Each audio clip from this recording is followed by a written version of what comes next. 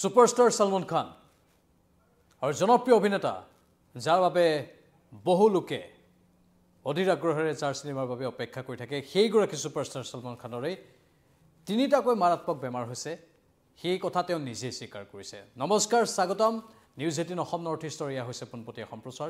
ষ্টুডিঅ'ত মই প্ৰাঞ্জল। সলমান খানৰ বেমাৰ হয় প্ৰতিগৰাকী অনুৰাগী বা শুভাকাংক্ষীৰ বাবে এটা বিষাদৰ খবৰ।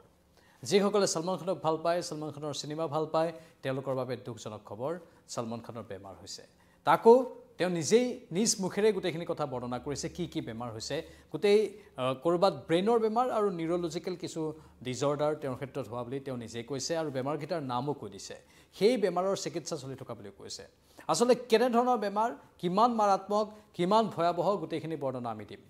দুদিন পূৰ্বে তেওঁ কপিল শৰ্মাৰ নতুন সিজন যেটো আৰম্ভ হৈছে কমেডি শ্বৰ আৰু সেই সিজনটোত উপস্থিত হৈছিল আৰু কপিল শৰ্মাৰ সেই অনুষ্ঠানত উপস্থিত হৈ কেমেৰাৰ সন্মুখতে এইখিনি স্বীকাৰোক্তি আগবঢ়াইছে যে তেওঁৰ এই মাৰাত্মক বেমাৰকেইটা হৈছে। এই মাৰাত্মক বেমাৰকেইটাৰ পৰিভাষা আমি চিকিৎসকৰ পৰা জানিবলৈ চেষ্টা কৰিলোঁ। প্ৰথমটো হৈছে ট্ৰাইজিমিনেল নিউৰলজিয়া, তাৰ পাছত হৈছে ব্ৰেইন এনৰিউৰিজম আৰু ইবি মালফেজিম। এই তিনিটা বেমাৰ হৈছে আৰু এই তিনিটা বেমাৰৰে গোটেই বিশদ বিৱৰণীখিনি ক'ব বিচাৰিছোঁ। আমি চিকিৎসকৰ সৈতে কথা পাতি কিছু তথ্য আহৰণ কৰিছোঁ, সেই অনুসৰি আমাৰ হাতত এক প্ৰতিবেদনো আছে। ট্ৰাইজিমিনেল নিউৰলজিয়া কি? ই এটা ব্ৰেইনৰ ৰোগ। ব্ৰেইন নহয়, প্ৰকৃততে ব্ৰেইনৰ পৰা এই কাণৰ এই তলৰ অংশ দাঁতলৈকে এই যিটো পৰ্চন আছে এই নিৰ্দিষ্ট অংশটোৰ এটা বেমাৰ হয় য'ত বহুত বিষ অনুভৱ হয় আৰু মুখৰ এটা ফালে হৈ এই অঞ্চলটোত ইলেক্ট্ৰিক শ্বক দিয়াৰ ধৰণে হয়।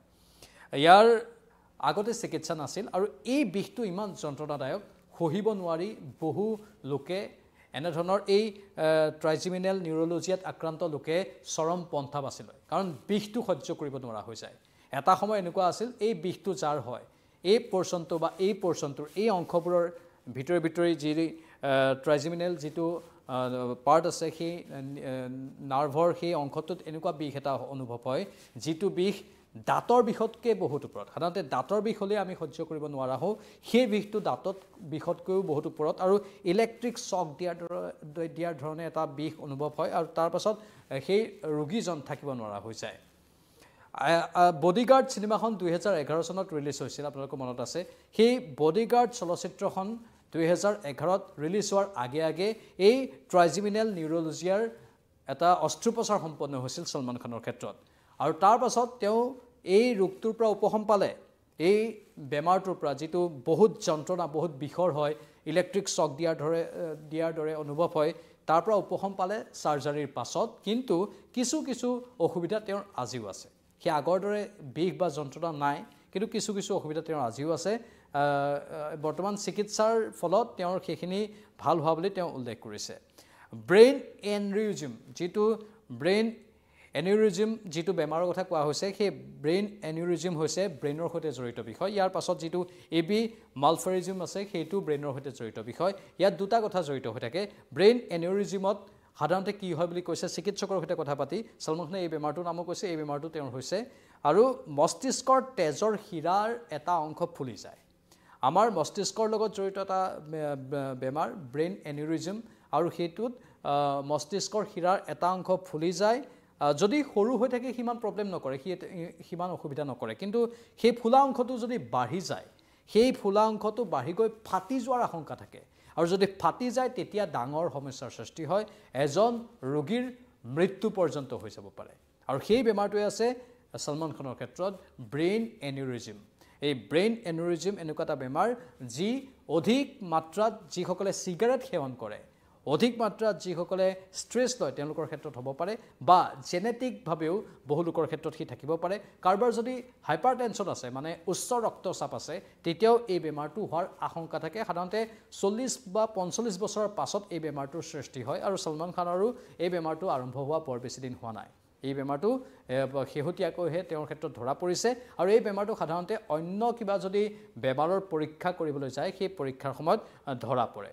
এনেই সেই বেমাৰটোৰ পৰীক্ষা পোনপটীয়াকৈ মানুহে সেই নিৰ্দিষ্ট ব্ৰেইনৰ সেই অৱস্থাটো হৈছে বুলি কোনো পৰীক্ষা নকৰে। অন্য বেমাৰৰ পৰীক্ষা নিৰীক্ষা কৰোঁতেহে সেই বেমাৰটো MRI বা আন কেতবোৰ পৰীক্ষাত ধৰা পৰে। সলমান খানৰ সেইটো হৈছে। ব্ৰেইন এনিউৰিজিম তেওঁ নিজেই কৈছে কপিল শৰ্মাৰ শ্ব'ত যে ব্ৰেইন এনিউৰিজিমৰ এই সমস্যাটো হৈছে যিটো ব্ৰেইনৰ সৈতে জড়িত বিষয় মই ইতিমধ্যে ক'লোঁ মস্তিষ্কৰ তেজৰ শিৰা যদি ফুলি যায় আৰু সেই ফুলি থকা অংশটো যদি সৰু হৈ থাকে ইমান অসুবিধা নকৰে যেতিয়া সেই ফুলা অংশটো ডাঙৰ হৈ যায় তেতিয়া ফাটি যোৱাৰ আশংকা থাকে আৰু যদি ফাটি যায় যিকোনো অৱস্থা হ'ব পাৰে সাধাৰণতে 40-45 বছৰ বয়সৰ পাছত ই হয় যিসকলে অধিক মাত্ৰাত সিগাৰেট সেৱন কৰে সলমান খানে সিগাৰেট সেৱন কৰে আমি জানো বিভিন্ন দৃশ্য আমি সামাজিক মাধ্যমত ভাইৰেলো হোৱা দেখোঁ শাহৰুখ খান আৰু সলমান খানৰ ক্ষেত্ৰত তেওঁলোকে সিগাৰেট সেৱন কৰে আজিকালি অৱশ্যে শাহৰুখ খানে স্মকিংটো বাদ দিয়া বুলি কৈছে সলমান খানে কিন্তু অতিমাত্ৰা সিগাৰেট সেৱন কৰে আৰু যাৰ হাইপাৰটেনশ্যন আছে বা আন কেতবোৰ সমস্যা আছে সেই লোকসকলৰ ক্ষেত্ৰত সেই ব্ৰেইন এনিউৰিজিম এই অসুবিধাটো দেখিব পাৰে আৰু সলমানৰ সেইটোৱে হৈছে আৰু এটা ইবি মেলফেৰেমিজিম যেটো ইবি মেলফেৰমিজিন যেটো বেমাৰ হৈছে সেইটো আমাৰ মস্তিষ্কৰ লগত জড়িত তেজৰ প্ৰবাহত ইয়াৰ প্ৰভাৱ পৰে আৰু ই এটা সময়ত গৈ ষ্ট্ৰোক কৰাৰ আশংকা থাকে এই বেমাৰটো একেই ইয়াৰ পোনপটীয়াকৈ কোনো পৰীক্ষা নকৰাই গৈ অন্য পৰীক্ষা কৰাওঁতেহে এইবোৰ ধৰা পৰে সলমান খানৰ এই তিনিটাই আছে এই তিনিটা বেমাৰে আছে আৰু তিনিটাই কিছু পৰিমাণে নাৰ্ভৰ লগত জড়িত বিষয় আমাৰ ব্ৰেইনৰ লগত জড়িত বিষয় আৰু এইবোৰে সলমান খানৰ শৰীৰটোক এতিয়া এক প্ৰকাৰ অবহ কৰাৰ যেন এটা আমি অনুভৱ কৰিছোঁ কাৰণ দেখিলে সলমান খানক তেনেকুৱাও লাগে যে শৰীৰত মেদবহুলতাও হৈছে তেওঁৰ আৰু আন কেতবোৰ তেওঁৰ যে শৰীৰ এটা বৰ সুস্থ নহয় তেনেধৰণৰ দেখিলে অনুভৱ হয় তেওঁৰ অনুৰাগীসকলৰ বাবে ই হ'ব পাৰে দুখজনক খবৰ কিন্তু তাৰ মাজতে এটা ভাল খবৰো আছে যে তেওঁৰ চিকিৎসা চলি আছে চিকিৎসা ভালদৰে চলাই আছে সাধাৰণতে ছুপাৰষ্টাৰসকলে নিজৰ চিকিৎসা ভালদৰেই কৰে আৰু তেওঁ চিকিৎসাৰ ক্ষেত্ৰত ত্ৰুটি ৰ'ব দিয়া নাই তেওঁ নিজেও কৈছে সেই কথাটো যে তেওঁৰ নিজৰ ওপৰত বিশ্বাস আছে আৰু ভগৱানৰ ওপৰত বিশ্বাস আছে আৰু তেওঁৰ চিকিৎসা বৰ সুন্দৰভাৱে চলি আছে আৰু চিকিৎসকৰ ওপৰতো তেওঁৰ বিশ্বাস আছে আৰু তেওঁ আৰোগ্য হৈ উঠিব বুলি এতিয়া আশা পুহি ৰাখিছে মনত মানে অনুৰাগীসকলৰ বাবে ভাল খবৰ যে সলমান খানৰ চিকিৎসা চলি আছে এই বেমাৰবোৰৰ কিন্তু এই বেমাৰবোৰতেই সলমান খান আক্ৰান্ত হৈ আছে আমি আশা কৰিম সলমান খানৰ আশু আৰোগ্যৰ সোনকালে যাতে তেওঁ সুস্থ হৈ উঠে এই গোটেই বেমাৰবোৰৰ পৰা যাতে তেওঁ মুক্ত হ'ব পাৰে আৰু ছুপাৰহিট চলচ্চিত্ৰ যাতে অনুৰাগীসকলক উপহাৰ দিব পাৰে ভাল চলচ্চিত্ৰ যাতে অনুৰাগীসকলক উপহাৰ দিব পাৰে সলমান খানৰ বহুকেইখন ভাল চলচ্চিত্ৰ আছে मैंने प्यार कियार পৰা আৰম্ভ কৰি এতিয়ালৈকে আমি বহু ভাল ভাল চলচ্চিত্ৰ তেওঁৰ চাইছো আমি এনেধৰণেই সলমান খানৰ পৰা আৰু ভাল ভাল চলচ্চিত্ৰ পৰৱৰ্তী সময়তো আশা কৰিম আৰু তেওঁৰ আশু আৰোগ্য কামনা কৰিছো আপোনালোকে মতামতত কি কয় কমেন্ট বক্সত লিখক আমাৰ ফেসবুক আৰু ইউটিউবৰ কমেন্ট বক্স আপোনালোকৰ বাবে আমি খুলি দিছো পৰৱৰ্তী সময়ত আকৌ আহিম চাই থাকক নিউজ 18 অসম নৰ্থ ইষ্ট নমস্কাৰ